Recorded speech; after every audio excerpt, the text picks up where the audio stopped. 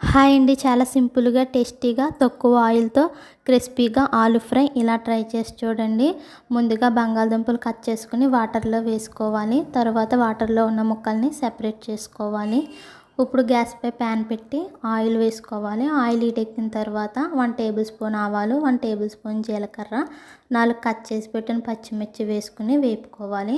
అవి వేగిన తర్వాత ముందుగా కట్ చేసి పెట్టిన బంగాళదుంప ముక్కలు వేసుకుని రెడ్ కలర్లోకి వచ్చేంత వరకు కలుపుకుంటూ వేపుకోవాలి. లేదంటే అడుగున మాడిపోతుంది. తర్వాత టేస్ట్‌కి సరిపడినంత సాల్ట్, 1/2 టేబుల్ స్పూన్ పసుపు, కొంచెం కరివేపాకు వేసుకుని కలుపుకొని మూత పెట్టుకొని 5 నిమిషాల పాటు మగ్గనివ్వాలి.